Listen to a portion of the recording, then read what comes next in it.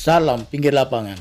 Kali ini kita berbincang dengan Joko Malis, salah satu legenda sepak bola di Persebaya dan juga tim nasional Indonesia.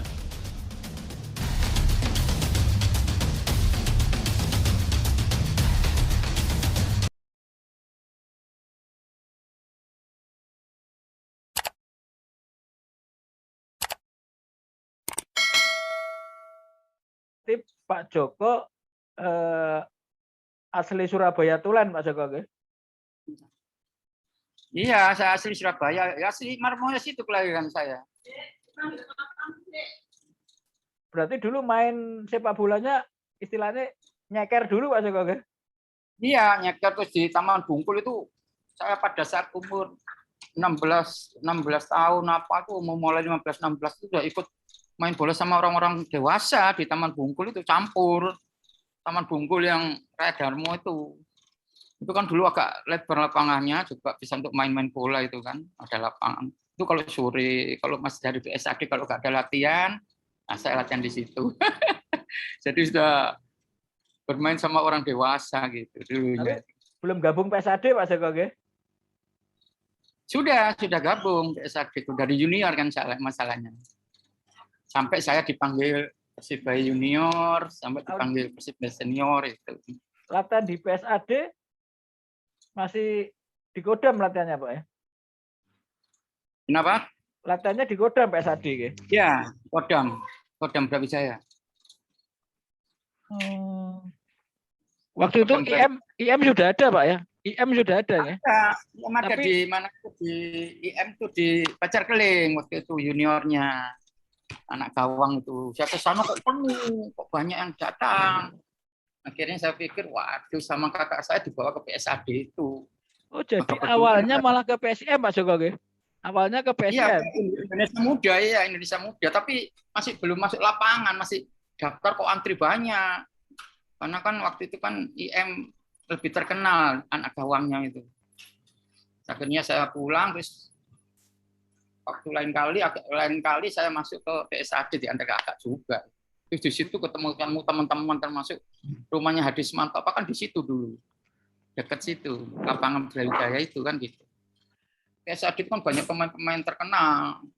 Ada waktu itu Junedi Abdillah, Budi Santoso, Buhari, banyak macam pemain-pemain itu dari situ. Pak Joko masuk Persibaya Junior di tahun 77 nggak salah, 77.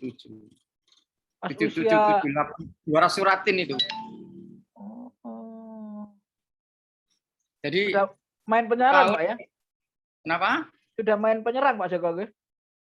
Ya, saya sudah ditaruh di posisi depan striker waktu itu saya. Dari kecil tuh di striker saya. Jadi karena saya lihat di kampung saya di Kampung Marmoya itu kan banyak kampung Darmo lah istilahnya itu. Jadi antara Darmo Kali, Darmo Rejo sama Marmoya itu banyak pemain bola. Yang kebetulan banyak yang bekerja di daerah di Raya Ngagel itu. Di Raya Ngagel itu kan banyak perusahaan-perusahaan termasuk perusahaan BAT apa itu, rokok itu apa itu. Kok saya lihat kakak-kakak saya juga banyak main bola, banyak kerja di situ semua. Saya pikir wah lebih baik, lebih cepat kalau main bola bisa kerja ya saya ikutin aja gitu akhirnya.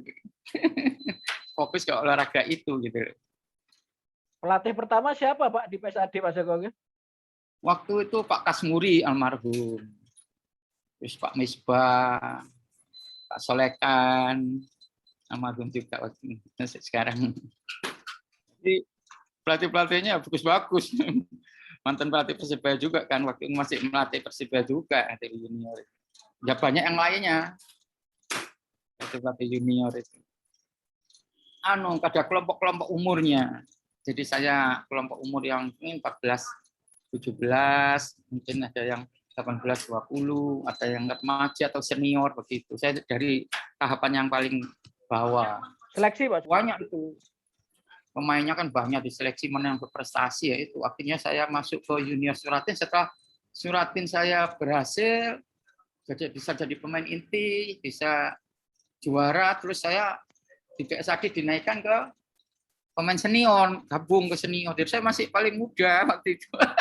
Ikut ke senior saya. Di Persebaya Junior pelatihnya sinten waktu itu Pak Joko? Waktu itu juga Pak Misbah pelatihnya, Pak Misbah sama Pak Nino Sutrisno. Junior pada saat itu pelatihnya, iya Pak Misbah itu, Pak Misbah. Juara itu, juara nasional Suratin Cup. Itu Dodit Kuswanto. Ada gawangnya. Dodit Kuswanto, terus pemain belakangnya itu ada Hamid Mangkurobi, terus ada Siono, ada Joni Fahamsa, ada Siatno, ada Al Kausal, Ketep Suripno, Riono Asnan, itu pemainnya itu. Pemain yang dinaikkan ke senior, Riono Asnan, saya, Joni Fahamsa, Ketep Suripno, sama Al Kausal, itu 5 orang yang dinaikkan ke tim senior. Tim seniornya waktu itu ya termasuk masih ada almarhum Pak Waskito, Pak Abdul Qadir, itu senior itu, Mas Rusdi Bahalwan, Mas Bodong almarhum, Mas Rusdi juga almarhum, terus kipernya Mas Suharsoyo, sama Mas Didik Nurhadi. Wah, banyak pemain senior waktu itu. Pertama memang karena saya anggap kita juga ada beberapa yang jadi idola saya, seperti almarhum Mas Abdul Qadir, termasuk pemain-pemain depan itu kan kami idolakan, jadi kami punya semangat, punya tekad ingin. Memang pada saat itu cadangan terus, termasuk yang Mas Hartono itu striker yang tendangan geledeknya bagus itu luar biasa. Semua saingannya berat memang. Cadang, tapi pada saat masuk ke senior di Jakarta, pada saat di Senayan malah saya bisa main, jadikan pemain inti gitu. Saya sama Riono Asnan itu, sama Joni Fahamsa. Oh, berarti awal kompetisi Pak Joko masih cadangan Pak Joko? Iya, cadangan saya mengganti momen yang paling pas pada saat di Senayan itu saya diberi kesempatan yang final sama Persija nggak salah itu. Di semifinal belum main Pak Joko? Semifinal sudah main nggak salah itu. Saya sudah main. Pokoknya Final di Senayan. Iya, itu termasuk Hadismanto apa kan? Rudy Kelces apa itu kan satu tim itu. Berarti betul. Itu saya tendang dari jauh itu kan. Saya tendang dari sekitar lingkaran setengah lapangan itu. Saya tendang volley itu. Ini pada saat saya terima bola, itu kan saya berebut bola itu sama Oyang Nisa, pemain nasional itu kan, kapten tim nasional nggak salah. Dia berebut sama saya. Berlarinya tuh ke arah gawang Persija waktu itu. Nah, dia juga mau service first ke penjaga gawang. Dia mau tendang bolanya itu, kakinya yang dia gantung tuh saya body, pahanya saya body, dia nendang nggak kena bola kan gitu, ya kan? Nah, dia nendang nggak kena bola, sama saya lanjutkan, saya tendang ke gawang. Saya lihat sepintas bahwa kipernya keluar kan. Nah, itu masuk itu. Itu termasuk gol yang Pak Joko ingat terbagus Pak Joko? Ya, itu terbagus. Karena apa? Karena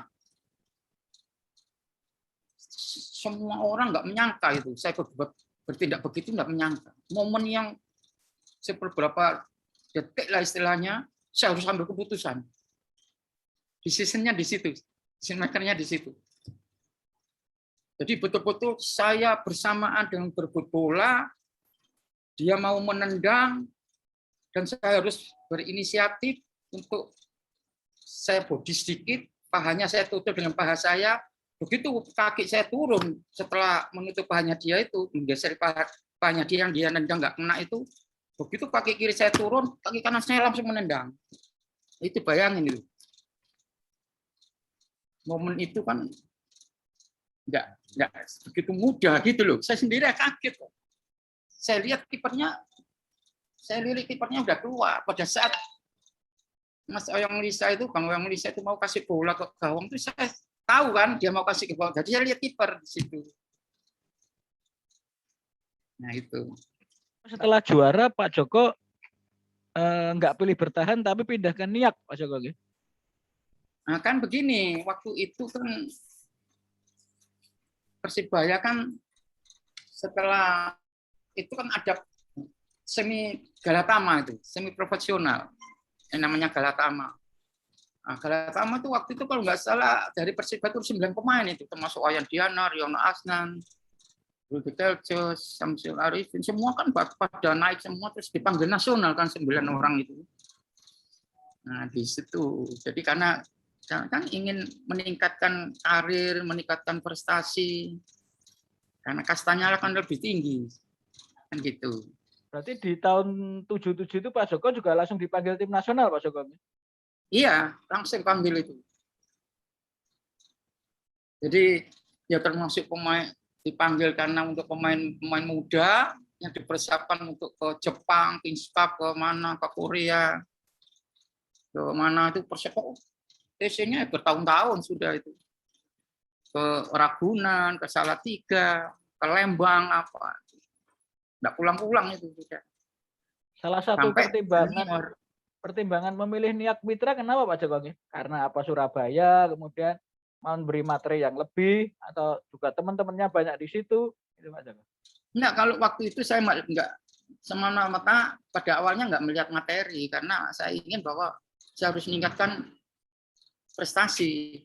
Padahal waktu itu saya ada kesempatan untuk kerja sebetulnya di bank BRI. Enggak lama saya keluar karena waktunya enggak bisa, waktu kerja di bank itu sulit untuk sepak bola, pagi sore harus latihan, siang harus latihan. Terus di Dolok itu juga bisa, cuman pada saat banyak TC di nasional, pada saat saya mau diangkat sebagai pegawai tetap, mungkin pada saat itu ada berapa tahun gitu saya keluar, mundurkan diri karena nggak enak gitu loh, karena harus betul-betul konsen untuk sepak bola itu. Nah, pokoknya setelah break sepak bola saya kerja itu, setelah ya pokoknya masih di Persibaya sebelum ke Niak, karena pada saat di Niak saya udah keluar, karena nggak boleh kan merangkap apa tuh, harus semi profesional ya, harus kondisi 100% hanya main bola. Jadi begitu. Di Niak tahun pertama dia latih siapa Pak Joko ya? Pada saat itu Pak Basri, nggak salah, langsung Pak Basri. Langsung juara Pak Joko ya? Belum. Pada saat pertama itu masih, tahun pertama itu kalau nggak salah Warna Agung yang juara. Tahun kedua berikutnya baru juara. Untuk mempertahankan baru mendatangkan Fandi Ahmad sama David Lee itu. Setelah pemain impor boleh masuk, yaitu baru mempertahankan itu. Perbandingan Persibaya sama Niak Mitra apa Pak Joko? Perbedaannya? Kalau di Persibaya itu kan kita gabungan dari klub-klub di bawah naungan Persibaya. Memang ada beberapa dari pendatang juga. Otomatis kan istilahnya konsentrasinya, kolaborasinya apa, ini namanya perserikatan kan waktu itu, perserikatan atau bonden kan. Jadi di situ ya memang fanatismenya lebih tinggi dari Niak Mitra. Persaingannya juga ketat, apalagi bersama pemain senior. Tapi kalau di Niak Mitra kan saya nggak ada pemain senior. Kalau di perserikatan saya juga ketemu sama kakak-kakak saya, bintang-bintang lapangan semua itu. Ya kan? Itu sangat menyenangkan, mengasihkan. Jadi saya banyak belajar dari situ. Tapi kalau di Niak Mitra kan kami sudah sama-sama pemain, sama-sama istilahnya semi profesional, dan saya dari 9 orang pemain nasional semua, jadi ya selevel gitu. Berbeda sama perserikatan. Dalam hal latihan intensitasnya misalnya kalau di Persibaya sehari sekali, di Niak Mitra sehari 2 kali misalnya. Persibaya juga pada saat untuk mendekati kompetisi ya ditingkatkan, intensitasnya ditingkatkan. Tapi kalau yang di Niak Mitra ya sama, tapi pada saat saya jadi pemain di Persibaya, bagi Persibaya maupun di Niak Mitra, saya selalu menambah latihan. Termasuk yang pemain-pemain yang berprestasi itu rata-rata ada ekstra latihan sendiri. Dia punya kiat-kiat sendiri, jadi tidak sama. Dan kalau di Persibaya mungkin secara kolektif bisa, beberapa orang bisa latihan, ada yang latihan lari ke tribun, sprint apa, lari yang putar lapangan apa. Tapi pada saat di Niak Mitra itu, ya masing-masing individu. Saya latihan sendiri, mereka Nggak ada yang tahu karena apa? Ini persaingan ketat di semi profesional itu. Ketat sekali, mau menggeser pemain-pemain yang sudah jadi pemain inti itu berat, sulit. Menunggu kalau dia cedera, menunggu kalau dia kena kartu, 2 kali kartu kuning nggak main, kena kartu merah baru bisa mengganti. Nggak gampang, sama dengan Persibaya juga begitu. Kayak karena Persibaya kita masih muda, saya masih muda ya nggak apa-apa cadangan. Ada momen-momen tertentu baru bisa masuk, saya harus tunjukkan. Nah, jadi begitu, prinsipnya begitu. Saya pernah pada saat saya masuk, saya harus tunjukkan bahwa saya harus berusaha untuk cetak gol. Kalau nggak salah pernah saya berbuat begitu, saya masuk beberapa menit saya cetak gol. Ya faktor laki juga. Atau keberuntungan juga bisa di situ saya. Begitu masuk saya cetak gol. Jadi Ya mungkin karena tekad saya itu. di Niak Mitra 3 musim Pak Joko ya? 2 musim. 2 musim. 1 juara. Ya 3 musim dari yang pertama. Ya. 3 musim Yang 2 kedua, kali ketiga. juara Pak Joko ya? 2 kali juara Ya. Pak Joko. Iya. Top skor Pak Joko ya? Run up. 2 kali run up. Top skornya yang pertama Samsul pada saat itu sama Samsul yang juara pertama itu Samsul 30 gol, saya 27 gol. Padahal Kenapa kok Samsul banyak, saya banyak? Memang diborong berdua ini. Kalau nggak Samsul yang cetak ya saya. Kadang-kadang kalau Samsul saya kasih umpan, dapat umpan dari saya Panan, Sunardi Rusdiana yang dari Bandung itu, terus Dolar Rakim dari Makassar itu, umpan-umpannya kan bagus semua itu. Nah, dia finishingnya ini bagus, Samsul ini. Bisa dikatakan finishernya itu luar biasa, dia headingnya itu kayak peluru begitu dia. Tendangannya juga begitu. Pokoknya kalau hal-hal itu ya Samsul sudah di daerah area 6 meter itu ya Samsul itu sudah. Nah, saya kasih supli-supli sama Samsul, bisa wall pass. Kadang-kadang kalau seandainya Samsul pada saat itu mungkin nggak main atau off day, nggak bisa cetak gol, ya saya harus berusaha cetak gol. Cari penalti atau apa caranya harus cetak gol. Prinsipnya harus menang kan begitu. di tahun ketiga atau gelar juara kedua Pak Joko cetak gol berapa Pak Joko? Itu Fandi Ahmad 14, saya 10 nggak salah. Jadi Fandi Ahmad itu striker karena begitu Fandi Ahmad datang, saya dimainkan di sisi kedua, Samsul kadang-kadang di kanan, jadi kadang duet antara Samsul sama Fandi, bisa bergantian, kadang Samsul kanan. Nah, saya di belakangnya itu. Pak Joko melihat kan tandem 2 Samsul sama Fandi. Nah, kelebihan dua-duanya ini apa Pak Joko? Pak Joko kan Kalau tahu. Iya. Itu Pak Basri cara mengatur strateginya kan tergantung dari lawannya juga. Jadi antara Samsul ini sama Fandi, Samsul kadang-kadang di kanan, kadang-kadang Fandi ke kanan, kadang-kadang Samsul di tengah. Nah, yang kiri kadang-kadang juga Dolar Rakim. Tapi kan karena Dolar Rakim ini spesialisasinya di kaki kiri, ya dia cenderung di kiri aja, dia masuk ke dalam, wall pass apa. Nah, Sarah dari tengah masuk untuk memberi umpan-umpan atau melakukan finishing-nya. Tapi sebelumnya tuh kalau saya yang cetak gol kebanyakan bola dari Rudiger aja, karena passing-nya Rudi kan bagus ya, keras dan terarah gitu. Nah, di situ dia sudah beritahu saya bahwa Jok awas nanti dapat bola dari aku, perhatikan. Nah, itu di situ saya kadang-kadang bisa wall pass sama Samsul, kadang-kadang sama Fandi, atau saya langsung seluruhan sendiri begitu untuk menyelesaikan ke gawang lawan. Kalau suruh milih, Kalau saya jarang cetak gol dari jauh, saya lebih banyak jarak dekat. Gitu. Kalau suruh milih harus satu antara Samsul atau Fandi, menurut Pak Joko pilih mana Pak Joko? Dua-duanya punya kelebihan dan kekurangannya saya kira nggak ada dia. Hanya Fandi memang dia karena pemain profesional, pemain import kan harus dimainkan. Nah, jadi harus ada yang mengalah, tergantung strategi tadi yang saya katakan. Kalau seandainya, tapi lawan dengan adanya Samsul sama Fandi, udah beda sudah penjagaannya. Kalau dibandingkan salah satu yang main. Makanya kadang-kadang Samsul ditaruh di kanan. Tapi Samsul kan awalnya juga dari kanan luar. Bisa main sayap ya. Kencang juga. Cross-crossnya juga bagus ya. Nah, dari Setelah situ memang Pak Basir bisa memaksimalkan materi yang ada itu. Dan setelah goal-goalnya tuh merasakan memang setelah merasakan 2 kali juara, kenapa Pak Joko akhirnya harus meninggalkan Niak Mitra, Pak Joko ya? Nggak pengen iya juara jadi ketiga gini, kali lagi. ceritanya. Saya kan sudah 4 tahun di Niak Mitra waktu itu. Dengan persiapan apa dengan kurang lebih hampir 4 tahun lah ya.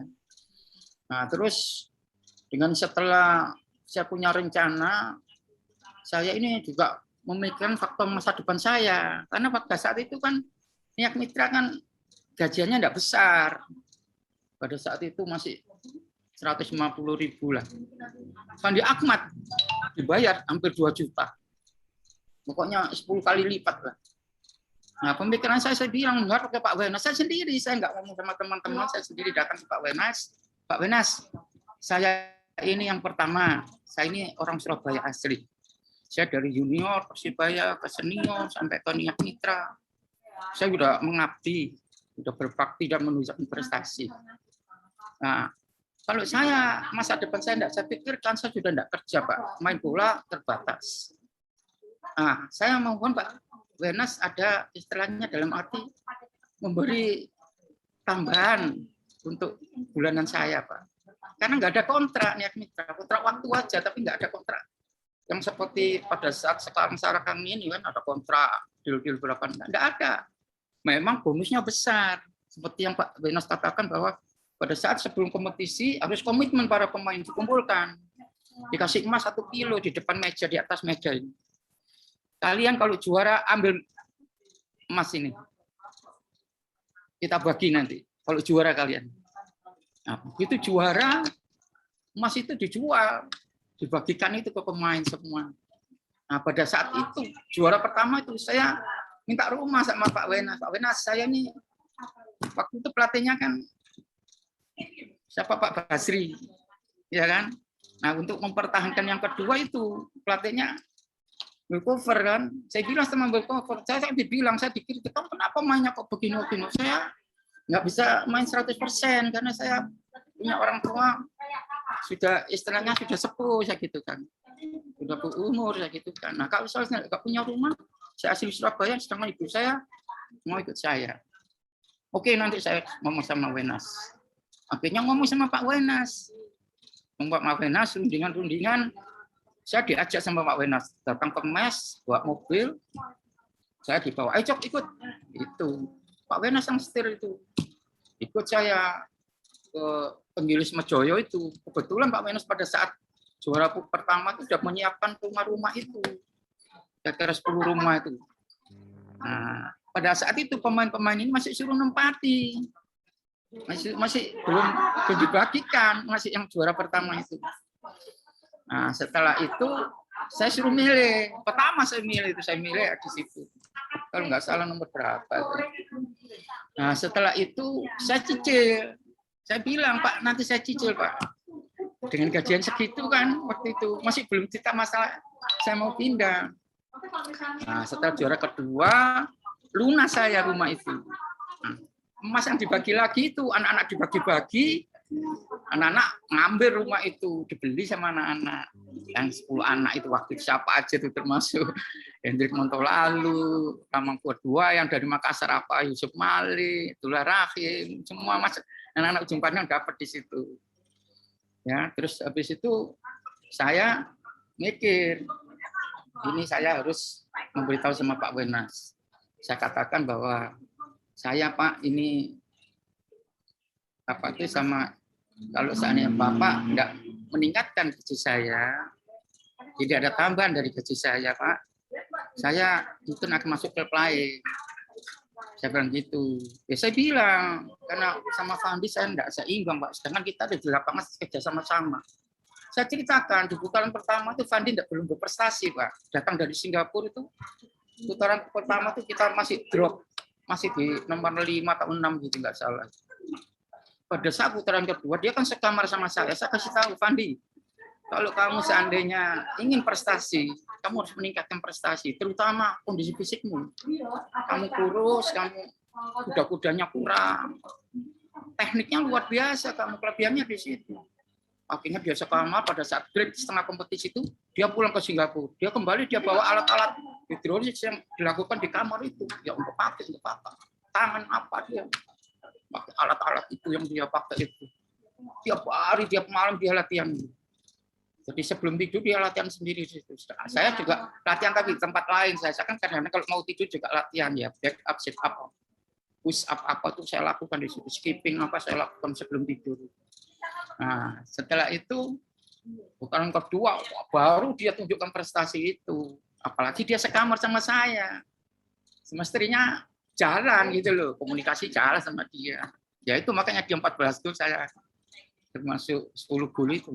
Termasuk yang cetak gol lawan Arsenal tuh umpannya dari Fandi saya itu.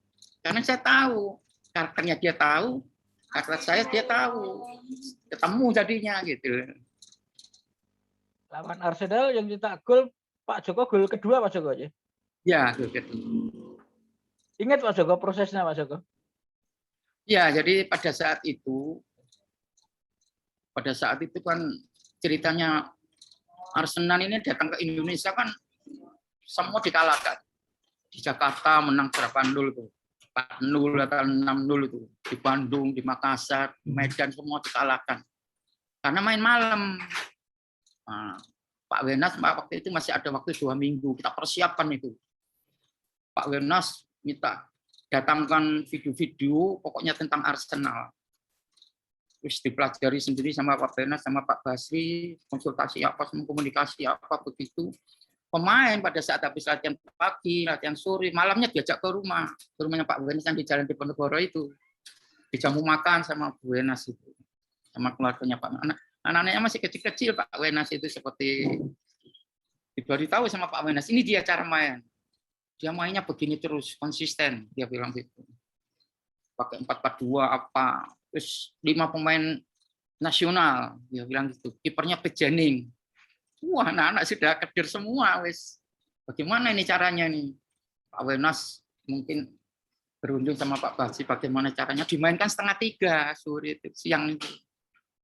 Panas waktu itu. Kita itu anak-anak merasa capek, tapi mereka lebih capek lagi. Nah, dari situ kita sudah paham bahwa lawannya main begini, strateginya begini, kekuatannya di sektor mana, ya kan? Nah, dia pasti menyerang karena dia menguasai teknik segalanya dia kuasai. Dibandingkan dengan tim yang lain mungkin ya pertandingan terakhir ya Niak Mitra pasti bisa dikalahkan kan gitu. Dia tidak sadar bahwa dimainkan siang. Akhirnya pada saat babak pertama itu Fandi Ahmad itu cetak gol dari sudut sebelah kanan penyerangan Niak Mitra. Dia terima bola dari Supas, terus dia kontrol, dia volley bola itu, terus masuk ke sudutan jaga gawang Pijening. Kalau nggak salah menit antara 30-an gitu loh. Nah setelah itu main setengah mainnya di briefing lagi sama Pak Basri, hati-hati dia pasti menyerang lagi kan gitu kan karena dia kalah 1-0. Nah di situ kita harus manfaatkan untuk counter attack itu transisi dari kita bertahan saat diserang dan bagaimana saat kita harus counter attack untuk membalik transisi menyerang itu. Nah, itu harus betul dipahami, strategi itu dilakukan pada saat kita latihan selama 1 minggu itu pagi sore itu. Dan pada saat itu saya terima bola dari Rudy Kerces, saya kasihkan ke Fandi sedikit agak ke depan gitu, saya rom di sebelah kiri gitu. Begitu saya kasihkan ke Fandi nggak langsung gol pas, nggak langsung diserahkan saya, maunya saya gol pas tapi dia nggak mau kasihkan. Akhirnya saya tunggu, saya masih dijaga lawan itu. Nah, Fandi melewati 2 orang. Pada saat dia melewati yang kedua ketiga itu, saya melakukan strategi gerakan dengan timing yang pas gitu loh. Tahu Fandi itu. Langsung saya dikasih umpan pas gitu ke saya langsung sendirian berhadapan dengan kiper Pijening itu. Langsung saya flashing bola ke sebelah kanannya dan masuk. Itu adalah umpan lagi dari Fandi. Seharusnya saya cetak 2 gol itu. Dikasih umpan lagi, saya melakukan seloran, saya berhadapan, saya passing ke kiri kiper, kena tiang dan keluar kebetulan begitu. Karena dia tambah nafsu 2-0 tambah nafsu untuk menyerang.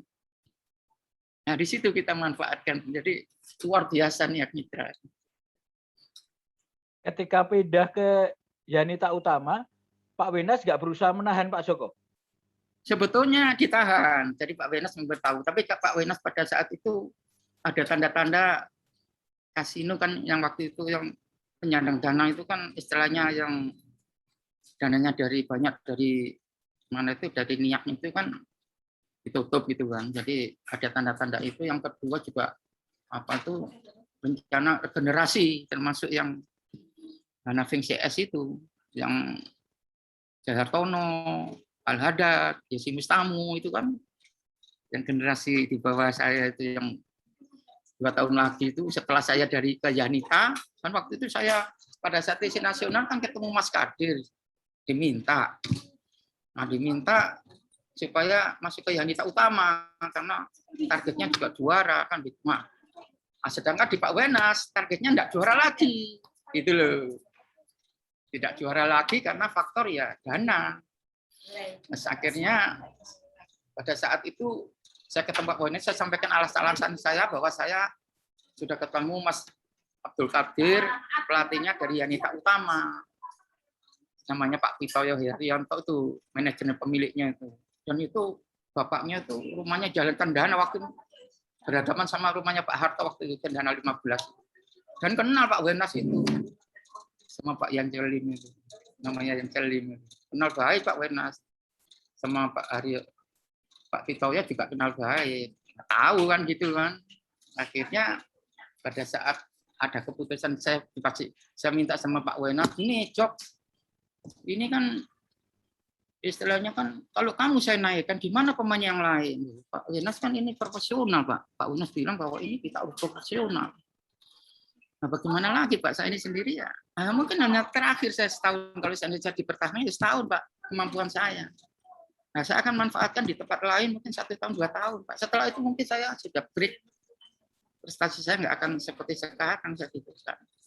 Sudah saya minta waktu 1 bulan ya, nanti 1 bulan kamu bisa ketemu lagi. Iya Pak. Pada saat saya ingin ketemu Pak Wenas mungkin ke luar negeri nggak ketemu, terus ketemu sama pengacara Pak Ibnu Rasid nggak salah lagi. Saya bilang waktu Pak Ibnu saya putus sama Pak Wenas supaya ada keputusan langsung. Karena saya ditunggu sama Pak Abdul Qadir di Jakarta. Kalau memang ada tanda istilahnya saya diizinkan, Pak Qadir saya datangkan ke Pak Wenas. Masalah transfer apa ya sudah urusan. Dan saya minta berapapun dibayar sama, termasuk saya, Rudi Kelces, Budi Sitirata itu. Yang bertiga ke Yanita Utama itu. Dan tahun 1 tahun 2 kali juara di Yanita karena materinya pemain nasional semua, targetnya juara. Setelah itu ada kasus bubar itu. Bayarannya memang besar Pak ya di Yanita Pak Joko ya? Nah, luar biasa. 20 kali dari Niak Mitra. Bukan kalau nggak 10 salah kali waktu Pak itu. ya? 20 Kenapa? kali Pak ya? Bukan Iya. 10 kali, 20 kali Pak Joko ya? Iya. Karena targetnya juara dan dia pengusaha besar, punya duit. Nah, disitulah baru saya langsung ya saya manfaatkan mungkin beli aset-aset untuk masa depan saya. Gitu. Karena ya setelah itu kan saya sendiri kembali ke Surabaya main di Suranaga saya. Klub Suranaga, klub amatir itu juara Suranaga itu. Juara nasional main di Surabaya itu lawan Bina Cukai itu. Bina Utama nggak salah itu. Bina Taruna Pak. Bina Taruna. Iya. Itu ya pemain nasional semua di situ ketemu. Juara Samsul Arifin. Suranaga waktu itu kan sudah dibaca Samsul Arifin, pemain-pemain yang dari Ekniak itu masuk situ semua. Nah, di situ. Kembali ke Persebaya, Pak Joko sudah nggak pikir materi Pak ya, karena Suranaga kan pasti memberi bayaran tak sebesar di Yanita. Iya, Pak, waktu itu masih ikut kompetisi saya, perserikatan lagi. Tapi sudah pada saat itu saya ikut PON Jatim, nggak salah, PON Jatim. Setelah ikut Persebaya, ikut PON Jatim, main lawan Papua. Nah, pada saat itu ada bola corner kick itu, saya ambil bola, bolanya kena saya, kaki saya diambil sama penjaga gawangnya lutut saya ini. langsung saya sudah break lama itu. Ya, di situ saya langsung sakit. Nah, ikut Persibaya ya nggak maksimal gitu. Akhirnya saya mengundurkan diri, itu sudah nggak bisa gitu. Karena lutut saya sudah berat. Yang sebelumnya pada saat diagakan itu saya juga kena lutut. Baru pertama kali main lawan Korea, saya udah kena. Setelah sampai final saya nggak ikut. Juara saya nggak ikut main. Yang top skornya Samsul, yang pemain terbaiknya Abdullah Rahim itu. Jadi selama belum nggak ada Fandi itu Samsul striker, saya strikernya. Rai Bawa almarhum itu yang strikernya. Rudikel Chos yang playmakernya dia. Ya itu memang tim ini solid sekali memang. Sulit untuk pemain yang lain untuk mengganti itu sulit. Karena pada saat itu masih dibutuhkan. Ya sudah. Awalnya itu sudah punya tekad gitu loh. Yang kerja keras apa itu memang penting itu. Saya itu sampai latihan tuh nggak mengenal lelah. Sampai saya itu bergaul sama teman-teman anak kampung aku tuh jarang. Saya bergaul sebentar saya tinggal pulang istirahat saya. Pokoknya tidur jam 9 harus tidur saya. Dan sebelum tidur itu saya harus latihan dulu. Kira-kira setengah jam apa. Keluar keringat habis, mandi, tidur lagi. Kadang-kadang sampai ketiduran, bangun, istirahat apa. Dari subuh, dari jam 3, itu sampai sebelum tidur lagi itu. Pak Joko Jadi pernah begitu. cerita latihannya sampai 4 kali, Pak. Bangun subuh, 5 kali, lari, saya. 5 kali. Apa Iya. saja itu Pak Joko? Jadi memang saya terutama untuk pemain-pemain muda ya, memang yang penting itu kiat-kiatnya. Semua pemain itu harus punya kiat. Kalau memang punya tekad ingin jadi pemain nasional. Kalau hanya sekedar mengandalkan pelatih, latihannya pagi sore, berat. Nggak bisa. Semua pemain saya lihat, pemain-pemain nasional, teman-teman seangkatan saya, di atas saya, di bawah saya, semua itu rata-rata begitu. Jadi pagi itu kekurangan saya ini apa ya? Oh saya ini kecil, saya ini harus punya kecepatan. Bagaimana cara untuk bisa punya kecepatan? Teori kan kita nggak tahu. Nah, itu karena cara berbeda saya harus latihan pagi, bangun tidur ini kan otot-otot masih kaku ini. Iya kan? Masih kaku. Nah, setelah saya melakukan stretching, pokoknya saya lakukan warming up yang cukup. Ya kan? Akhirnya saya jogging apa. Terus latihannya kan di Trade Darmo itu. Jadi kebun binatang yang Al-Falah itu, yang Masjid Al-Falah itu kan ada jalan raya itu. Nah, di situ kan setiap tiang itu kira-kira 25 meter itu jaraknya. Nah, itu kan sampai ke Tugu Pahlawan, sampai ke Kota Madia, itu kan ada waktu itu. Jarak-jarak itu kan. Sampai sekarang pun ada, cuman di pinggir. Kan beda sekarang jalannya, tidak seperti dulu kan. Nah, saya lakukan interval itu. 25 meter sprint, full sprint, jogging, full sprint, jogging terus itu. Pulangnya baru jogging saya.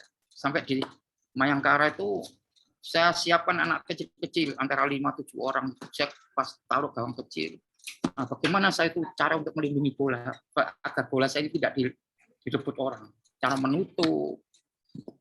Fandi lagi, saya belajar banyak dari Fandi. Bagaimana cara menutup dia supaya dia tidak diserobot oleh lawan. Dia pakai pantatnya dia. Orang itu ditutup selain dengan badan, dengan pantatnya dia. Disodorkan pantatnya dia untuk melindungi bola itu. Terus yang kedua dia kakinya juga begitu. Terus yang ketiga dia tangannya dia menahan pahanya lawan untuk merebut bola itu. Otomatis lawan kan nggak bisa bergerak kan pahanya ditahan. Nah ini kan masing-masing pemain punya kelebihan itu.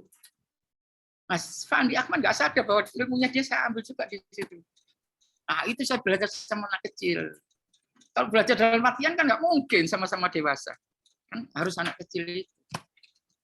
Nah, akhirnya bagaimana saya melewati beberapa anak itu. Jadi kecepatan saya dapat, ya kan, sprint saya dapat, kecepatan dapat.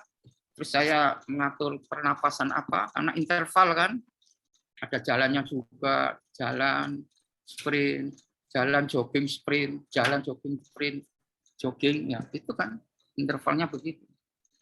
Nah, setelah itu saya latihan teknik itu. Pengelolaan teknik dasar itu kan ada 7 macam itu. Ya kan? Selain passing apa yang lainnya. Itu saya latih di situ pagi itu, macam teknik. Nah, setelah itu saya istirahat, Karena saya Muslim, ya sholat subuh dulu, setelah mandi, sholat subuh, istirahat sebentar, terus minum istilahnya nutrisi, apa yang dibutuhkan, vitamin-vitamin yang dibutuhkan itu. Nah, setelah itu saya latihan klub. Nah, latihan klub itu kan pagi pasti ada, ya kan, macam-macam latihannya. Saat di junior maupun persiapan suratin maupun sebagai senior, saya lakukan itu pada saat tidak TC loh ya, pada saat tidak TC. Nah, setelah itu saya ke klub, istirahat saya, makan, istirahat, tidur. Kalau waktu itu sekolah ya sekolah, mungkin setengah hari pulang, setelah pulang makan apa, istirahat, sholat apa. Saya tidak istirahat, saya pakai pakaian kayak petinju begitu. Saya tutup kepala saya lari ke bukit-bukit di Gunung Sari itu, di daerah TVRI itu. Ya kan? Nah, di daerah situ saya naik turun gunung, bukit-bukit itu. Termasuk ada beberapa petinju-petinju yang latihannya di situ. Nah, itu untuk endurance, untuk stamina. Karena saya sadar bahwa pemain lini tengah ini harus betul-betul punya istilahnya endurance yang kuat, gitu loh. Karena ini dibutuhkan kapasitas yang tinggi gitu loh. Untuk melakukan aksi radiusnya kan harus besar. Nah, kebetulan saya sama Rudi Kelca sama Rai Bawa ini waktu itu ada kerjasama. Saya enggak boleh turun, cok kamu setengah lapangan aja. Dibagi tugasnya. Nanti yang bola dari belakang apa ambil, katanya Rudi Kelca. Rai Bawa yang merebut dikasih Rudi Kelca. Rai ini kan tacklingnya bagus, merebut bola bagus. Memang dia striker luar biasa. Gitu. Pemain yang lainnya mau latihan baru datang, dia udah 20 putaran dia di lapangan duluan. Dan jarang dia enggak main. Inti terus dia. Kalau saya masih cedera, masih apa, Rudi masih begitu. Tapi Rai Bawa enggak pernah absen. Dia. Karena ya itu, memang di tim ini perlu dia. Dia yang merebut bola, dia yang kasihkan ke Rudi, coach yang kasihkan ke saya. Saya mengelola. Saya yang akses ke Samsul, ke sayap, kadang-kadang Rudi juga langsung ke sayap. Karena ke Sunadurus Diana, ke Samsul, Dula Rahim. Nah, jadi pembagiannya begitu. Artinya saya konsentrasi bagaimana caranya, begitu saya dapat bola, begitu saya dapat umpan, saya harus bisa melakukan gerakan-gerakan yang eksplosif itu. Nah, di situ pembagiannya. Jadi dari situ bahwa saya punya istilahnya kemampuan untuk itu. Jadi saya sendiri dari kecil itu ya itu tadi, latihan setelah latihan hiburan saya dapatkan ya sore baru ikut klub. Ikut klub latihan, kadang-kadang kalau memang paginya latihan fisik ya saya tidak bisa maksimal, tapi tidak apa-apa karena saya sudah perlu persiapan sendiri gitu kan. Sore biasanya teknik. Kalau istilahnya taktik strategi kalau sore itu, kalau pagi fisik biasanya begitu. Nah, istirahat, terus ibadah apa, sholat apa, terus setelah Isya mau tidur jam 8 itu saya latihan lagi. Latihan seperti yang saya katakan tadi, kayak Fandi Ahmad itu. Back up, sit up, push up apa itu, skipping apa itu, terus apa itu, spin pendek di kamar itu kan yang saya lakukan, loncat seperti orang pemain bulu tangkis itu yang turun sprint kanan, sprint ini turun mundur apa balik apa itu saya lakukan. Kan di dalam pertandingan sepak bola itu penting, terutama sebagai striker. Striker ini kan perlu sprint pendeknya, iya kan? Beda seperti pemain sayap ya memang sprintnya perlu, tapi dia sprint panjang juga perlu. Tapi kalau saya enggak, pendek-pendek ini yang karena saya harus punya prinsip meninggalkan lawan 2 langkah 3 langkah, lawan sudah ketinggalan nggak akan bisa mengejar. Karena sudah persiapan saya dari pagi itu sudah persiapan itu. Karena ada peningkatan kira-kira 20-30% kecepatan bisa bertambah. Nah, dari situ saya latihan, termasuk latihan-latihan yang tanjakan-tanjakan itu, sprint, saya kasih beban apa, bagaimana caranya. Nah, dari 5 kali latihan itu saya berusaha untuk menjaga supaya saya tidak cedera otot, nggak hamstring apa itu. Nah, saya harus jaga tuh, istirahatnya cukup, nutrisinya cukup, ya kan? Segala macam apa yang dikasih vitamin apa ya harus istilahnya dipenuhi. Makanannya juga, apalagi kalau di sistem makanannya kan sesuai. Nah, di situ pertumbuhannya bagus. Jadi kalau seandainya pada saat itu saya hanya mengandalkan pelatih, latihan pagi sore, nggak bisa. Karena saya anggap, apalagi jadi pemain nasional, ratusan ribu pemain nasional yang bersaing.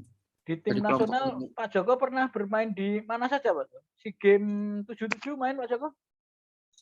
Saya yang 79, SEA Games 79 itu run up itu. Itu juga ceritanya ya, wah berat itu persaingannya karena senior semua itu. Jadi yang almarhum semua, banyak almarhum ya. Termasuk yang siapa itu? Ini siapa tuh? Tony Pati Nasarani almarhum. Terus termasuk Junedi Abdullah. Terus termasuk siapa tuh? Mau Iswadi Idris. Oh, banyak itu. Sudarno semua, itu kelompok-kelompok itu semua. Senior semua. Sulit. Mengganti Mas Risdianto aja sulit. Tapi saya banyak belajar dari Mas Risdianto, striker saya. Wah, luar biasa. Itu juga banyak trik-trik yang saya contoh. Bagaimana cara mencari penalti, bagaimana harus berpikiran kalau kamu dijaga harus berpikiran bagaimana caranya untuk lawan itu punya pemikiran bahwa bola ini harus kamu bawa ke kanan, saya bawa ke kiri. Kalau kamu lawannya punya pemikiran ke kiri, jadi kita harus bisa membaca istilahnya pemikiran lawan tadi hati orang itu gimana ya? Istilahnya yang jaga saya stopernya gimana ya? Jadi kita harus membuat mengelabui bagaimana caranya untuk kalau seandainya saya gerakan ke kiri tapi saya putarnya ke kanan. Nah, salah satunya itu. Ketika dari Jadi, Persebaya 85 break sudah nggak main sama sekali, Pak Joko? enggak. Setelah itu terus akhirnya ke pelatih. Jadi Pak Joko meraih gelar ekonominya setelah main bola atau masih bermain bola juga yang sarjana ekonominya, Pak Joko? Oh, itu saya pada saat masih di Niak Mitra itu. Saya kuliah waktu itu di Stiken, akhirnya di OPB sampai lulus itu. Saya ambil di manajemen. Ekonomi manajemen. Pertimbangannya apa, Pak Joko? Saya membuat catatan buku-buku itu karena dari manajemennya itu. Saya masukkan di situ unsur-unsur manajemennya. Kenapa nggak milih jurusan olahraga, Pak Joko ya? Enggak, pada saat itu memang kebetulan UPB itu kan materi pemainnya banyak-banyak pemain dari mantan Persibaya. Jadi gitu. Briono Asnan banyak pemain dari Persibaya banyak masuk ke situ. Jadi kemana-mana ya juara terus di timnya. Termasuk Dolok Jatim apa itu kan banyak pemain kali pemainnya dari Niak Mitra dari Persibaya. Kan begitu. Ketika pensiun dari sepak bola, memang Pak Joko sudah berniat jadi pelatih, Pak Joko ya? Iya, pada saat itu kan saya ketemu Pak Agil almarhum. Pada saat itu Pak Agil menangani Persibaya sebagai manajer. Nah, saya waktu pada saat itu diundang untuk ada pertemuan dengan wartawan karena Pak Agil ingin masukan-masukan dari wartawan.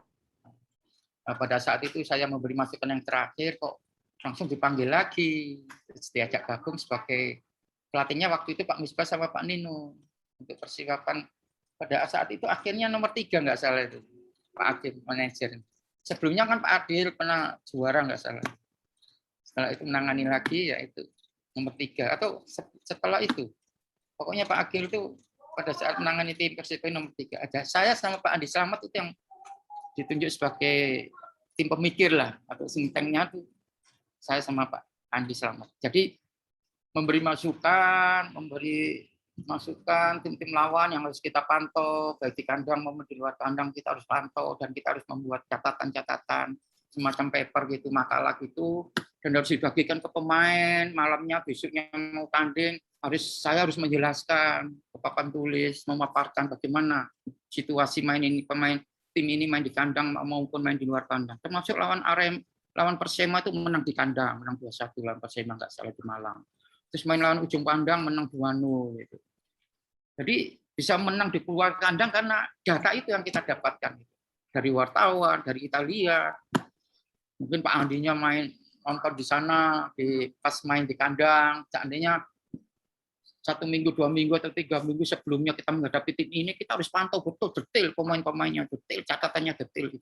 Tim yang pernah ditangani Pak Joko mana saja, Pak? Persebaya, tim yang pernah ditangani? awalnya tuh yang itu yang Persibaya saya enggak pernah nangani tim. Sebagai pelatih enggak pernah. Tapi saya sebagai itu tadi, pemikir Tim tadi. tank. Kalau tim yang pernah dilatih Pak Joko, yang dilatih Pak Joko, mulai Awalnya dari setelah saya berhubungan dengan Pak almarhum Adil Ali Jali itu, saya istilahnya diajak ke Gelora Dewata. Ke Gelora Dewata, kan kebetulan Pak Agil kenal baik sama Pak Mislan. Nah, pada saat itu menangani Gelora Dewata. Dari nol itu, pembentukan dari nol. Saya harus merekrut pemain dari Bali, ada beberapa dari Makassar. Saya kan selalu menggabungkan anak Makassar, anak Jawa Timur, kan begitu kan.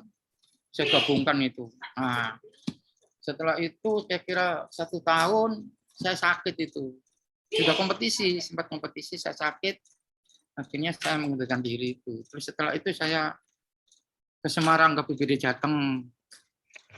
Nah, itu yang membawa itu ada yang temannya Pak Agil, saya bawa di sana menangani 1 tahun juga di BPD Jateng. Itu pemain materinya pemain dari PSIS Semarang semua itu. Saya ke Semarang ke Minahasa ya, Persmin ya. Ke Persmin. prestasi tertinggi tuh Pak Joko ya. Ya, di Persmin. Itu kan dari nol juga itu. Itu juga istilahnya babat alas itu. Stadionnya bagus.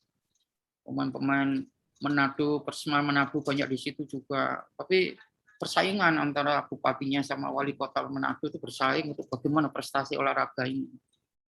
Akhirnya waktu saat itu kan Persema sempat jatuh, Persminnya kan naik. Ya masuk 3 besar itu, dapat fair play. Tim fair play itu. Langsung 4 besar itu langsung. Semifinalnya ketemu Persik Kediri yang juara akhirnya. Terus kedua main di Solo itu. Sempat di timnas juga Pak Joko ya. Jadi pelatih timnas Pak Joko ya. Asisten pelatih Will Clover itu. Bukan. Peter White. Peter White ya. Itu sama siapa tuh? Samsudin Umar, asisten kiper penjaga gawang. Yang asistennya kan Pak Samsudin Umar, saya diajak Pak Samsudin saat itu. Kurang lebih 1 tahun itu untuk Piala Asia. Benar-benar berhenti, nggak ngerti sepak bola itu tahun berapa Pak Joko ya? Ya kurang lebih dari 5 tahun, 10 tahun mungkin ya. Setelah saya menangani Gresik United, selama 1 tahun, 1 kompetisi nggak salah. Nah itu saya mengundurkan diri, terus saya masuk ke Persik, menangani Persik.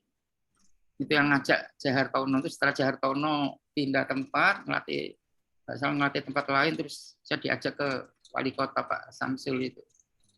Saya menangani Persik setahun. Nah, karena pada saat itu dana di stop dari pemerintah, oke, dia kan di stop waktu itu, nggak ada sponsor, ya termasuk Gresik United ini kan. Banyaknya nggak ada, akhirnya sponsor juga kurang, akhirnya pemain-pemain juga kesulitan untuk bayar pemain, bayar pelatih.